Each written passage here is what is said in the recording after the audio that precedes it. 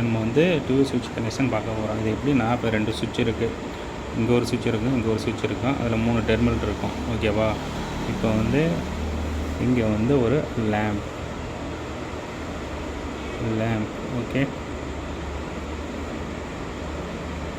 Lamp, இது சுவிட்ச் 1, இது சுவிட்ச் 2.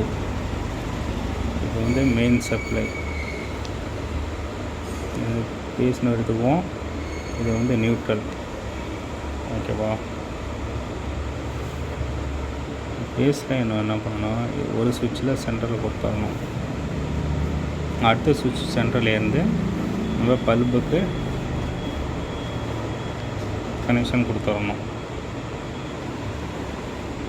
ஓகேங்களா? இப்போ இதை சுவிட்சு டு சுவிட்சு இதை கனெக்ட் பண்ணணும். இந்த நியூட்ரலை டைரெக்டாக கொண்டு போய் லேம்பில் கனெக்ட் பண்ணிடணும். இவ்வளோதாங்க 2 சுவிட்ச் கனெக்ஷன். இதில் வந்து பார்த்திங்கன்னா, நீங்கள் கிராஸும் கொடுக்கலாம், அது கொடுக்கலாம், எப்படி வேணாலும் கொடுக்கலாம். இவ்வளோதாங்க சிம்பிளான கனெக்ஷன். இது வந்து பல்பில் ஒரு சைடு வந்து பேஸோட ஒயர் கொடுத்துடணும், ஒரு சைடு நியூட்ரல் ஒயர் கொடுத்துடணும்.